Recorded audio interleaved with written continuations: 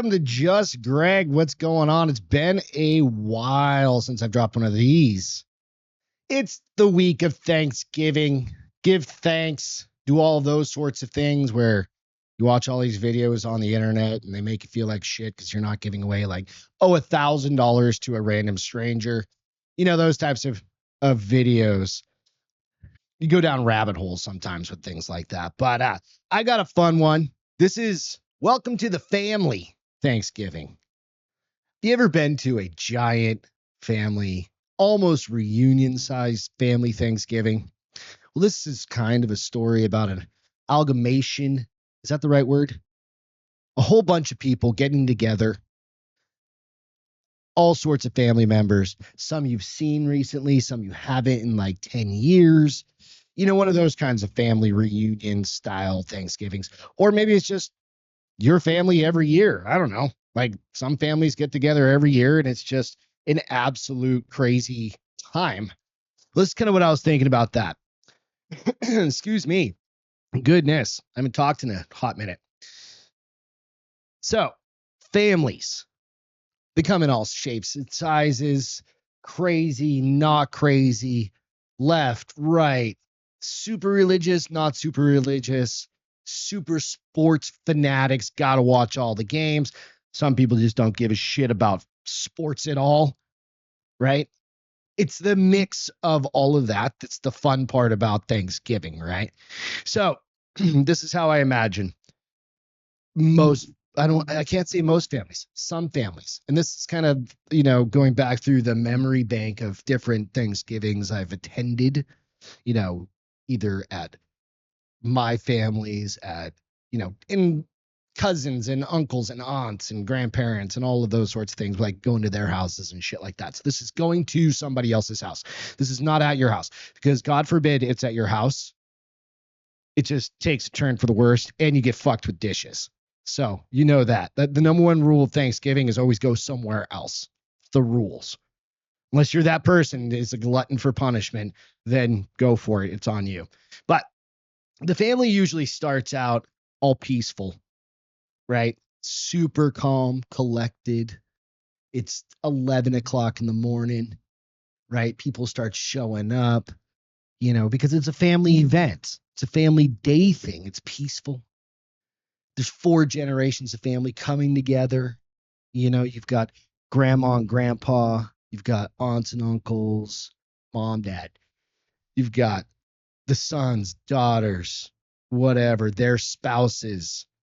You've got the 37 grandkids. Cat, get up. Kitty. We'll just let him do his fucking thing. You've got all the animals roaming around, getting pet hair and shit everywhere, right? Somebody's always eating a dog hair out of some stuffing or some shit like that, right?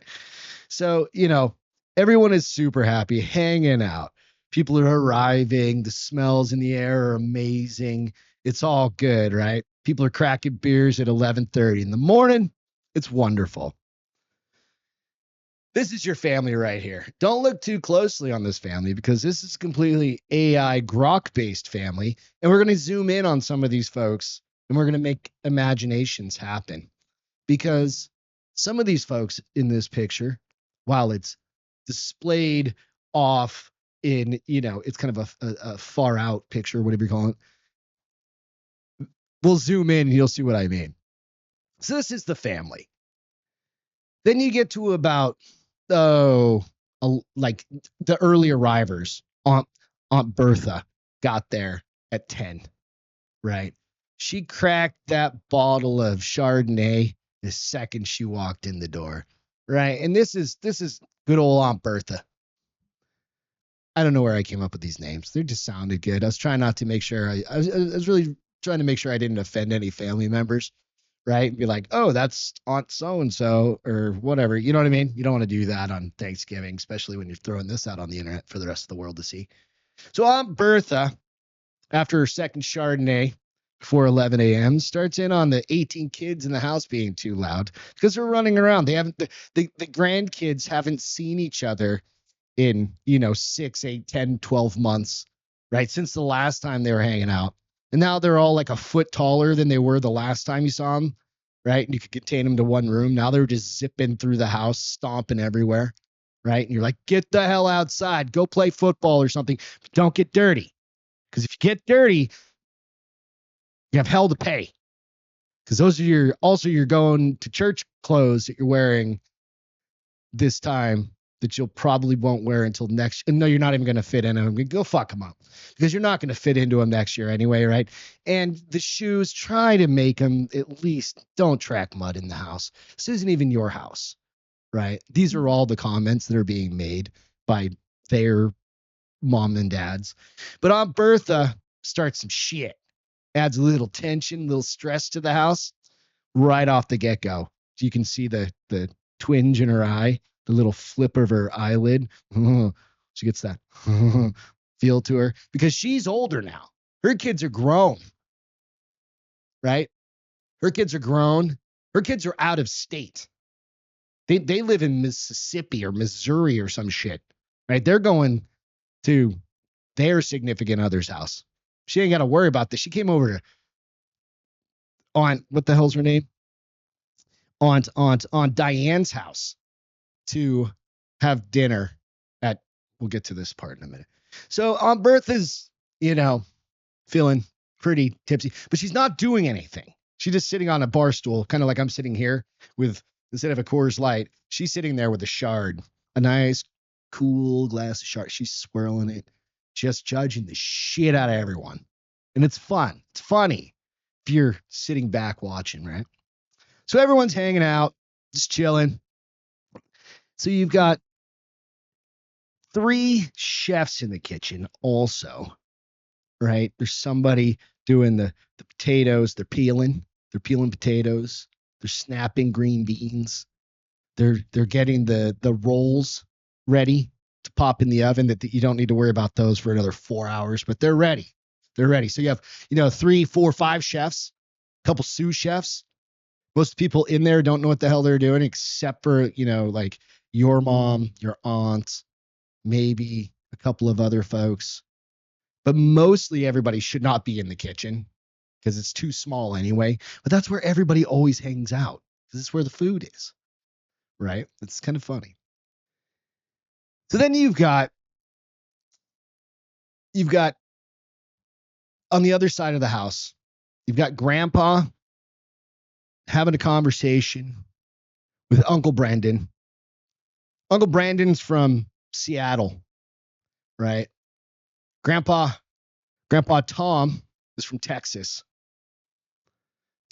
He's he is, everything's bigger in Texas. His 6-shooter that he carries, in his glove box everywhere he's driving his F-250. I live in Texas. It's probably true. But then you've got Brendan, who lives in downtown Seattle, rides one of those dumbass scooters everywhere, because it's electric and electricity's free, right? You know how that works? You just plug it in somewhere against like plug it in somebody else's house, basically. And you can just ride that everywhere. Costs like 40 cents to the mile. That's not his, it doesn't matter. But what they get on about is politics, because everybody knows politics is a good thing to bring up over Thanksgiving. It's absolutely the best thing to bring up. So if you're a couple of things you want to bring up during Thanksgiving, you want to bring up politics. You definitely want to bring up religion. You want to bring up who voted for whom, and then the immigration things going on. So bring those 4 things up at any point during this Thanksgiving. And this is going to be going out the day before Thanksgiving. So this is absolute advice you should follow. Politics, religion, immigration, and who they voted for and why. Why would you vote for that person? And this is evergreen. So you can follow those rules every year until forever, right? And it doesn't matter. Like you can just use that because, why not? It's fun. Like who cares about football? Really, right? So they're getting into it. They're mixing and mashing. You're just sitting over on the couch, chilling out, drinking, a hard AF, just chilling, relaxing, enjoying the time You found a little cozy spot just to spy everybody and chuckle to yourself, right?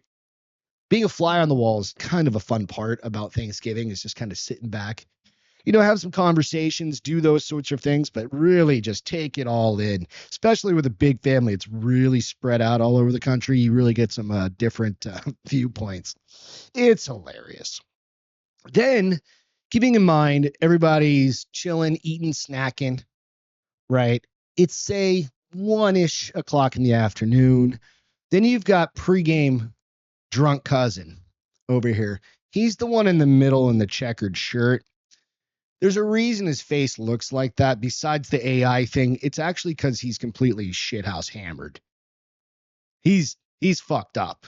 He was fucked up before this family photo was taken. And they took this family photo right away per the AI, per Grok, right? So grandma over on the side over there, she's looking a little sketchy too, but it doesn't take her much sherry to feel pretty good, right? She gets that little trick in her face. Or she's got something else going on. That could be the case. I don't know this family personally. Found them on the Grok internets. So you've got the drunken cousin who nobody really can remember his name. That's the problem with this cousin, because he's from your aunt that you don't really ever see anymore. It's Aunt Melissa's stepson from her third divorce.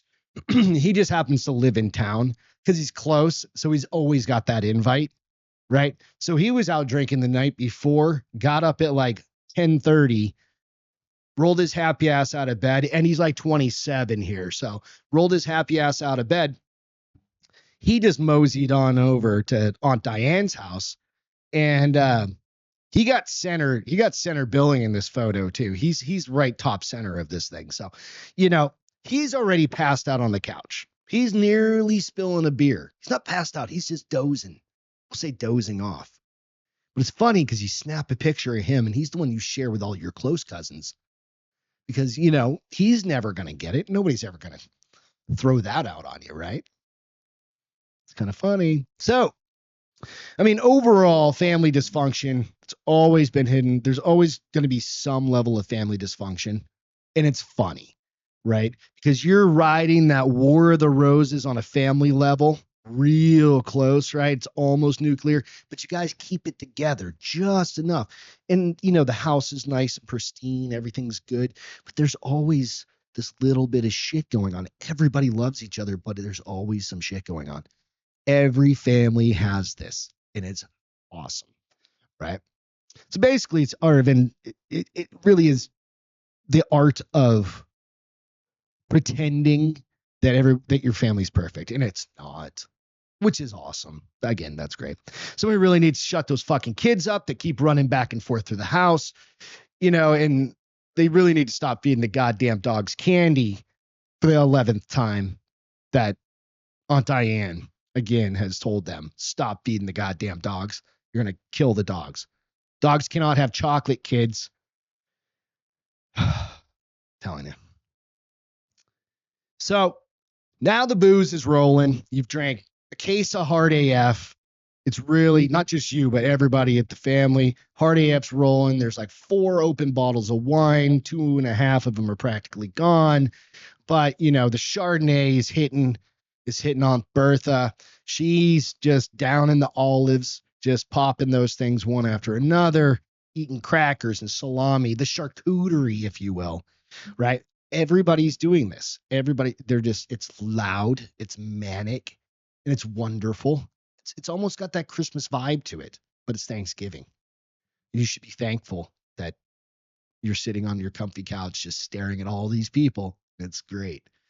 So you've got the cool cousin who rolls in, right? He's from out of town. He's from San Jose, California, right? I don't know why I picked that one. San Jose sounds good. Maybe it's San Diego, San Clemente. He's got the flips on. Let's go San Clemente. He's got the fancy beers with him because you ran out of the Hard AF this point, right? Or you're like Your least favorite cousin grabbed the last one. Your favorite, right? Your favorite hard AF stole the last one. He's got some fancy beers there, not the Miller Lights that you were expecting that you had last year. And you came prepared also. You got the secret stash. It's just sitting behind your truck seat till later, just in case, or when you get home. You always got to have the safety beers for when you get home. But so cool cousin rolls in, saves the day, right? And, we're just chilling. Everybody's hanging out. Have a couple of those, relax. Turkey's almost ready. The kids are all full from all the shit they've eaten already. You guys know this is true. The kids are already full. And it's only it's not even 3:30 at this point. Everybody's full. Dinner's supposed to be at 3:30. The turkey's not quite done. It's almost done. It needs to rest. It needs to rest for 30 minutes. Because if you cut into it too soon, it's going to get dry. Right? Can't have dry turkey. So now we're pushing 4 o'clock. Right? Who made the rules that you're supposed to eat Thanksgiving dinner at 3:30 or 4? That's not dinner time. That's not dinner time at all.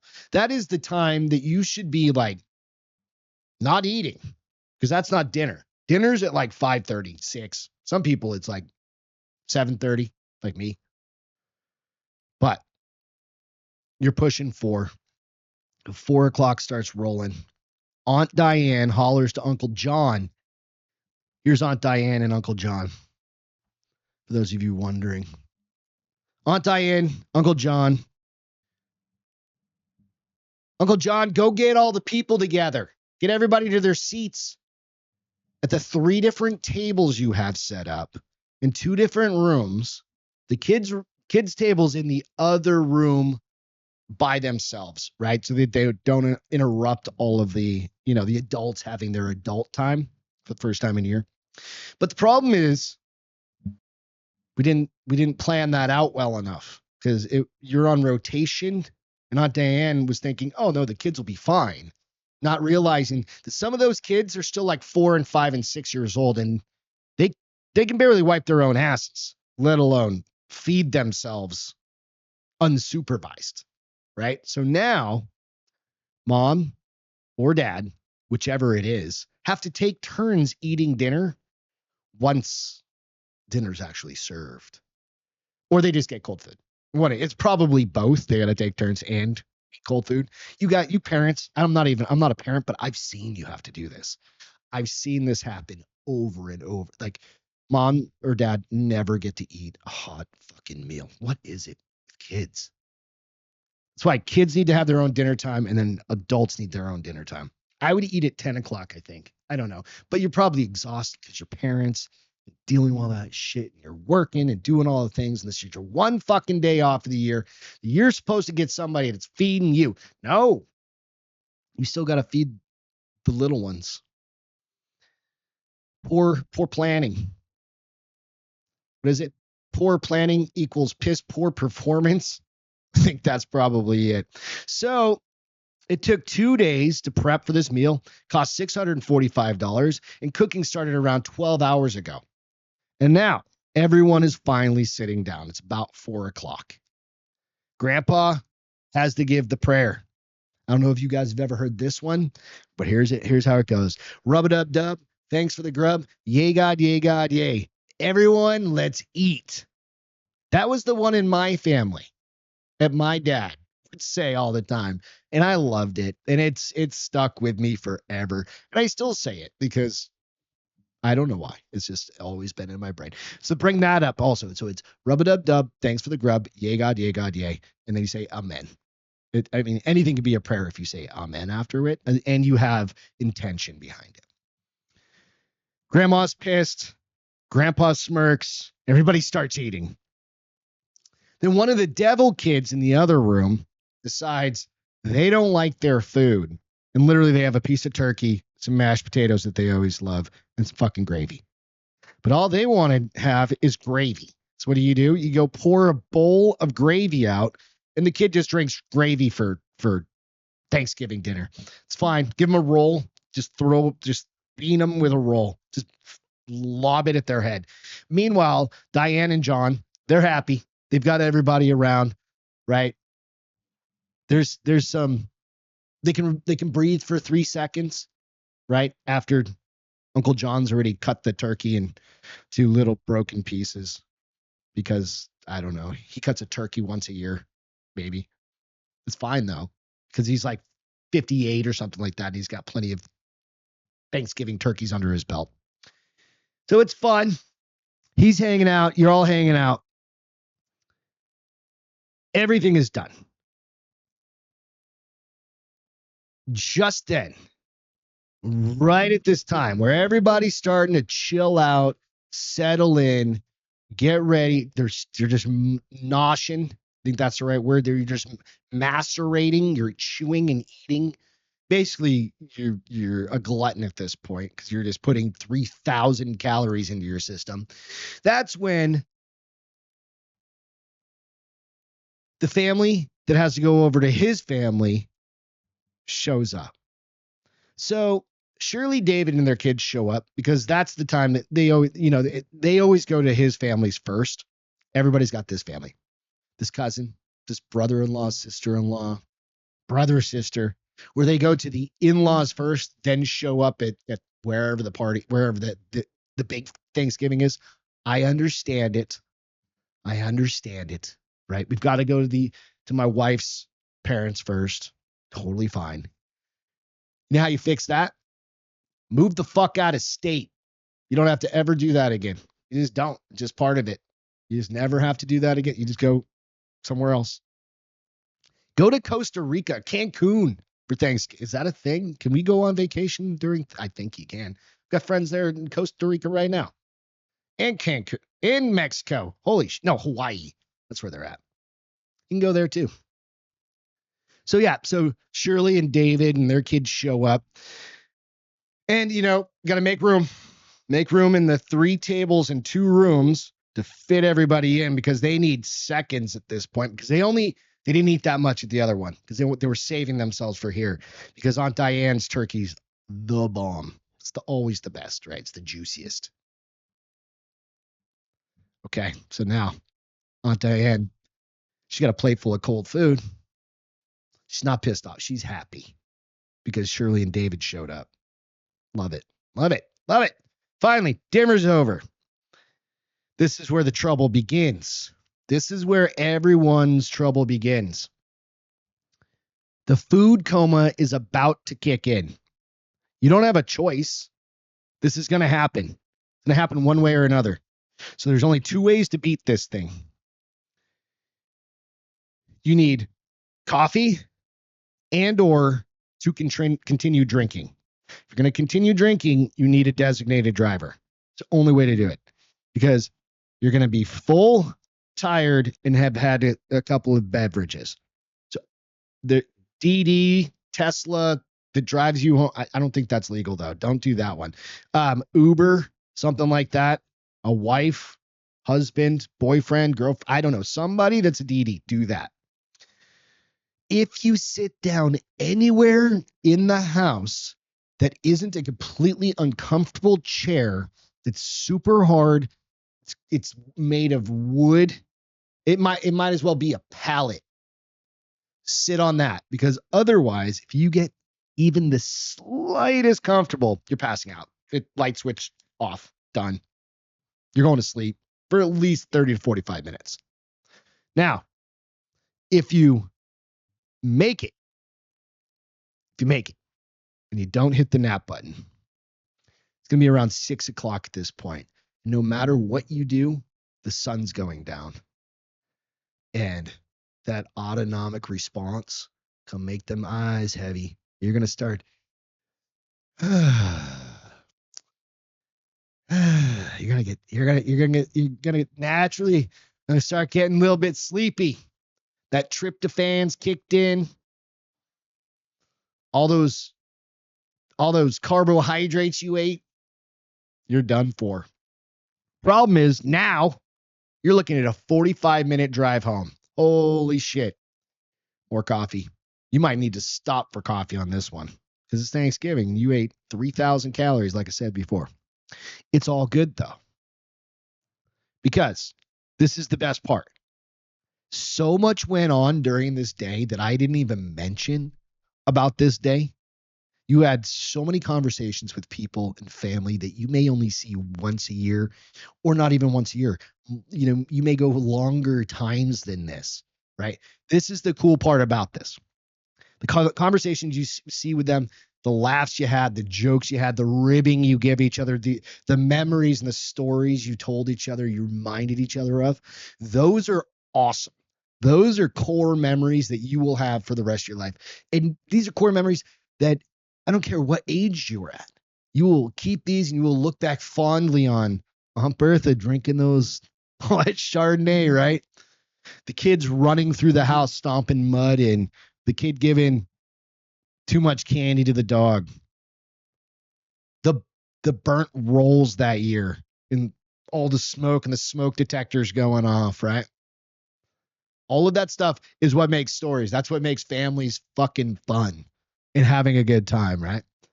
So that's really what Thanksgiving's all about, is to create that. Is it about the food? Sometimes, right? But it's not really. It's about hanging out. It's about bringing people together and literally giving thanks to each other and being thankful for what you've got.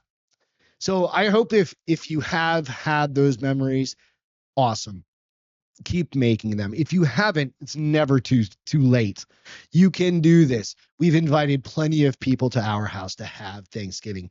Have a Friendsgiving. It sounds gay, but we've done it. When Beth and I have lived all over the country and we didn't have family near us. We just got a bunch of friends that were kind of like in our boat, and we just brought people together, and some people brought sides of one thing, and we made a turkey where we try to fry a turkey together. There's a million things you can do. You can make these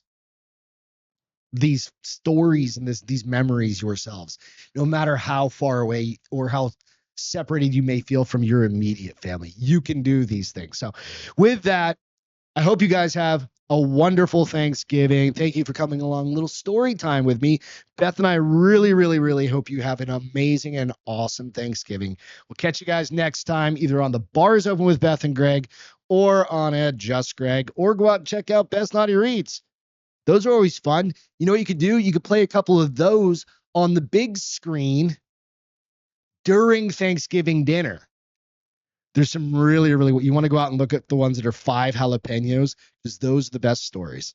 So with that, we'll catch you guys later. Take care. Happy Thanksgiving. Cheers.